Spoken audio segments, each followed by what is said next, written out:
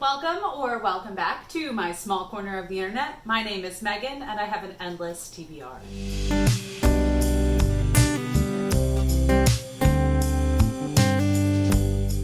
Today I wanted to make hopefully a quick video running through the books that are on my TBR for June. This list will include both book clubs in person and through BookTube and my NetGalley arcs that I have to read before the end of the month.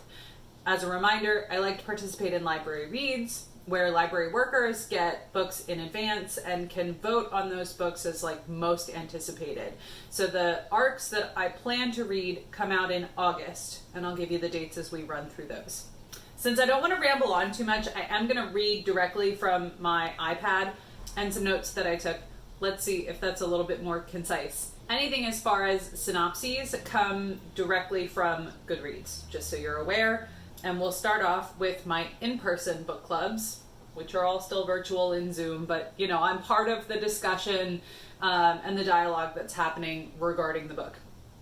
So, first off is You Exist Too Much by Zaina Arafat.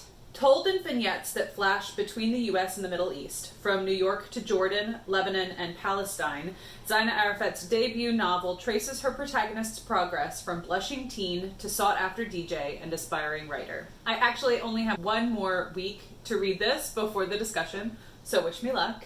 At the end of the following week, I have my Adults Who Still Read YA book club coming up, and for this month we're reading Luck of the Titanic by Stacey Lee. Stacey Lee, master of historical fiction, brings a fresh perspective to an infamous tragedy, loosely inspired by the recently uncovered account of 6 Titanic survivors of Chinese descent. You can obviously tell what the setting is. We are on board the Titanic and looking at what I assume will be an ensemble of Chinese characters. This is part of Stacey Lee's cultural background, and she has written historical fiction featuring the, sort of undiscovered lives of Chinese Americans prior. So I'm really looking forward to this. I just wish it were 50 to 100 pages less than it is. Later in the month is my library's book club, and for that we're reading The Mercies by Millwood Hargrave.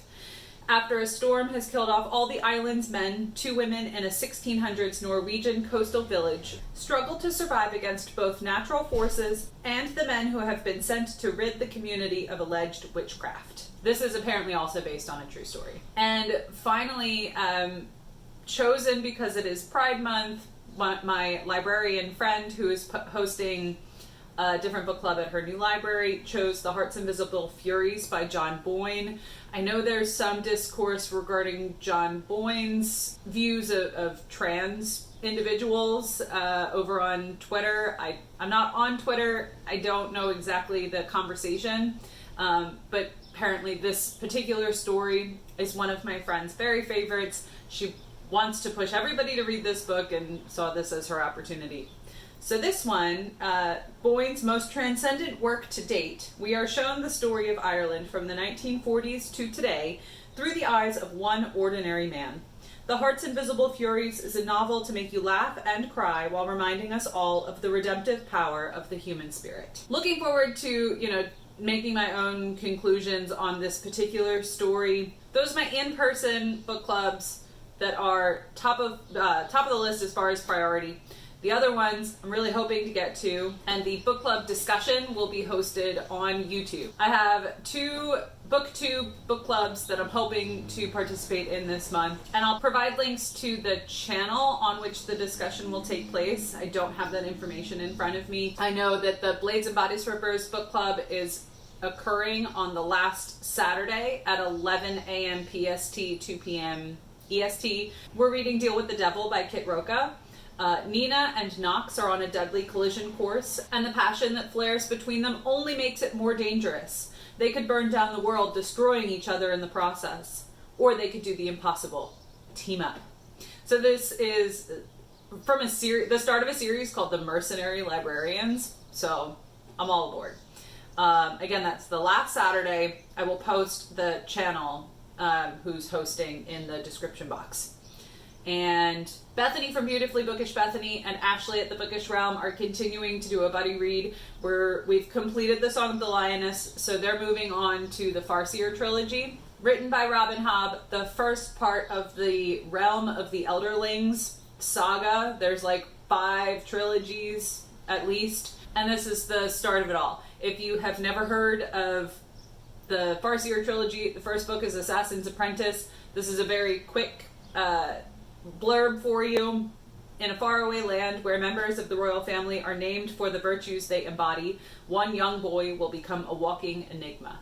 I've really enjoyed hearing Bethany and Ashley discuss their views on the books that they've sort of co-read. So I'll just continue on that journey, and Assassin's Apprentice has definitely been on my list for longer than I care to admit.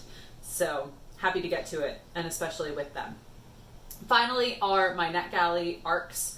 Again, these are books that are being released in August, and in order for my Library Reads votes to count, I have to have my reviews and votes in by July 1st. In order of release date from Simon & Schuster, we have All's Well by Mona Awad. Mona Awad has written a couple of books before. Most well known, I'm pretty sure it came out in 2019, but everybody was reading it last year, is Bunny, which was sort of this dark academia, magic-filled, wacky novel that I read and sort of just went, what just happened?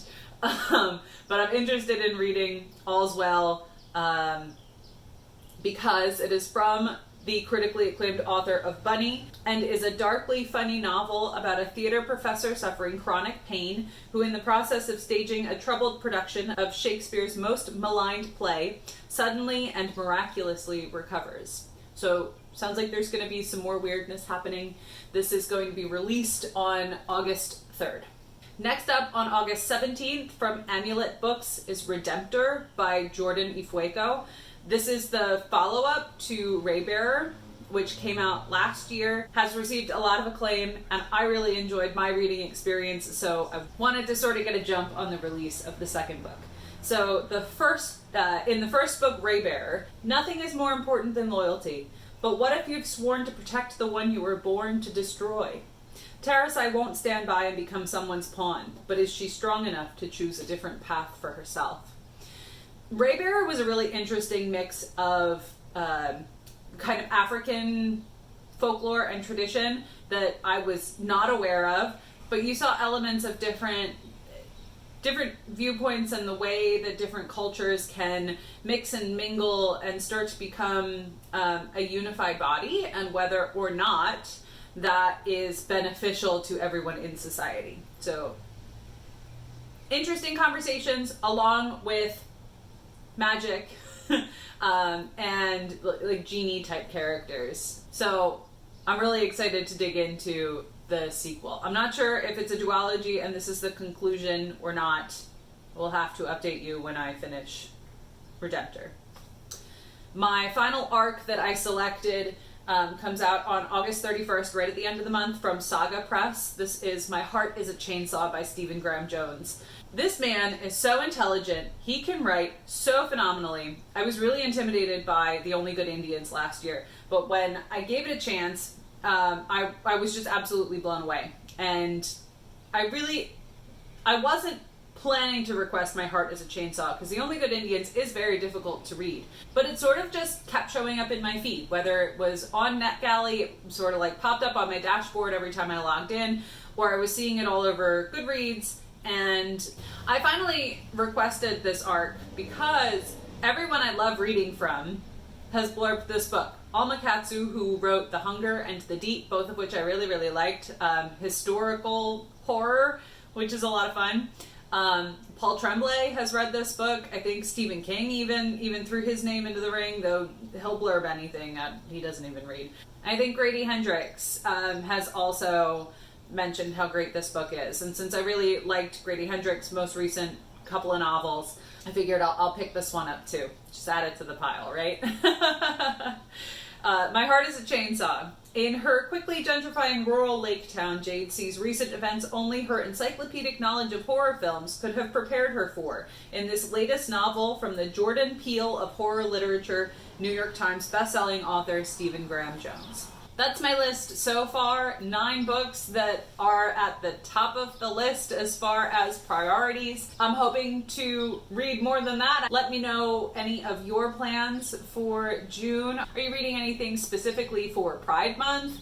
It is also National Audiobook Month, so anything that you are listening to, I would love to know. If you have made it all the way through the video, please leave me an emoji that makes you happy and tell me why. And I will see you in my next video. Bye!